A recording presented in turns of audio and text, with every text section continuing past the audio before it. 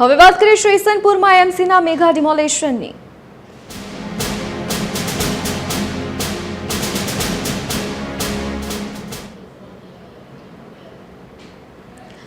અમદાવાદના ઈસનપુરમાં એએમસીના મેગા ડિમોલેશનનો આજે બીજો દિવસ છે।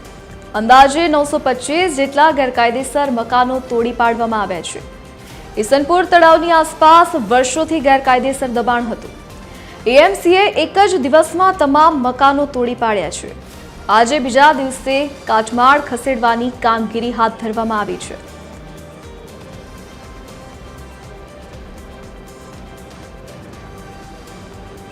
તો ઈસનપુરમાં મેગા ડિમોલેશનનો આજે બીજો દિવસ। અંદાજે 925 જેટલા ગેરકાયદેસર મકાનો તોડી પાડવામાં આવ્યા છે।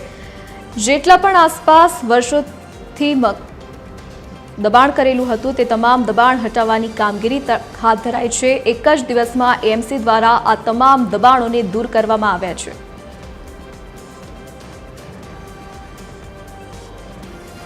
સંવાદદાતા ભાવેશસિંહ રાજપૂત આપણી સાથે લાઈવ જોડાઈ ગયા છે। જે ભાવેશ, ઈસનપુરમાં જે ડિમોલેશનની કામગીરી ચાલે છે, આજે બીજો દિવસ છે, કયા પ્રકારની કામગીરી હાથ ધરવામાં આવી છે અને કેટલું દબાણ અત્યાર સુધી દૂર કરાયું છે?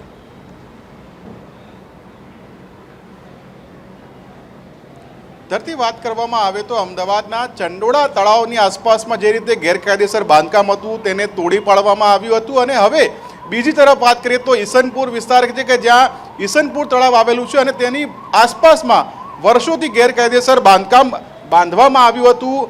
અનેક લોકો અહીંયા વસવાટ કરતા હતા, પરંતુ કોર્પોરેશન દ્વારા ગેરકાયદેસર જે મકાનો છે તેને નોટિસ ફટકારી હતી અને અંતે ગઈકાલે વહેલી સવારથી જ તમામ જે ગેરકાયદેસર મકાનો છે તેને તોડી પાડવામાં આવ્યા હતા।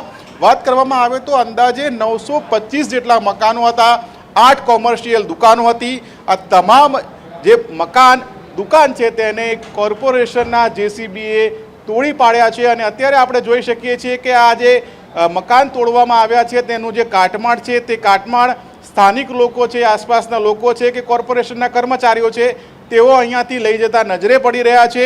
અનેક લોકોનો સામાન હજુ પણ અહીંયા જોવા મળી રહ્યો છે। અનેક જે લોકો અહીંયા વસવાટ કરતા હતા તે પણ હજુ પોતાનો સામાન અહીંયાથી ધીમે ધીમે લઈ જઈ રહ્યા છે અને તળાવની આસપાસમાં જે ગઈકાલ સુધી 925 જેટલા મકાનો દેખાતા હતા ત્યાં હવે માત્ર ને માત્ર કાટમાળ નજરે પડી રહ્યો છે।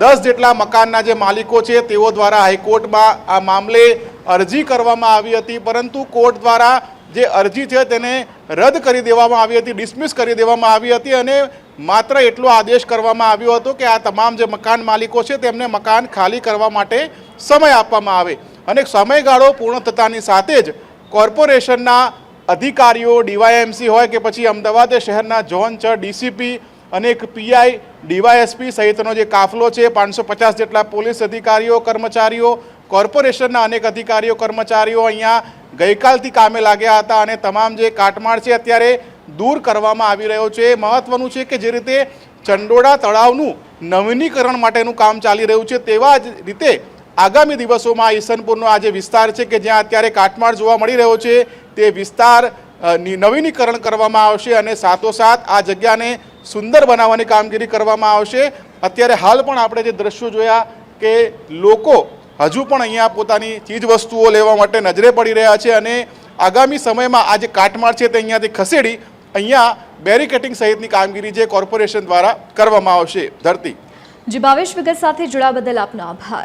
તો આજે બીજા દિવસે પણ કાટમાળ ખસેડવાની કામગીરી કરવામાં આવી રહી છે। તો ઈસનપુર તળાવની આસપાસ જે વર્ષોથી ગેરકાયદેસર દબાણ હતું તેને દૂર કરવા માટેની કામગીરી કરવામાં આવી। એક જ દિવસમાં તમામ મકાનો તોડી પડાયા, તો આજે કાટમાળ દૂર કરાશે।